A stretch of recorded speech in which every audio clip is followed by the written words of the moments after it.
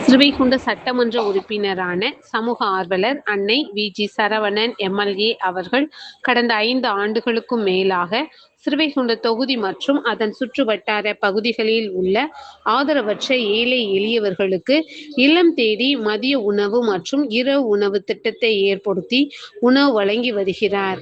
இந்நிலையில் தமிழக வெற்றிக் கழகத்தின் ஐம்பெரும் கொள்கை தலைவர்களுள் ஒருவரான சமூக ஆர்வலர் அஞ்சலை அம்மாளை கொள்கை தலைவராக அறிவித்ததன் ஈர்ப்பால் தமிழக வெற்றிக் கழகத்துடன் இணைந்து தமிழக வெற்றிக் கழக தலைவர், தமிழகத்தின் நிரந்தர முதல்வர் திரு சி. ஜோசப் விஜய் அவர்களின் ஆசியுடன் கழக பொதுச் செயலாளர் அண்ணன் புசியன் ஆனந்த் அவர்களின் வழிகாட்டுதலின்படியும் 27/6/2026 அன்று 1444வது நாளாக ஏரல், உண்டியலூர், ஸ்ரீவைகுண்டம், கோட்டைக்காடு, சிறுதொண்டநல்லூர் மற்றும் கீழமங்கலக்குறிச்சி அதன் சுற்று வட்டார பகுதிகளில் உள்ள 163 ஆதரவற்ற ஏழை எளியவர்களுக்கு ஸ்ரீவைகுண்ட சட்டமன்ற உறுப்பினரான சமூக ஆர்வலர் அன்னை வி.ஜி. சரவணன் எம்.எல்.ஏ.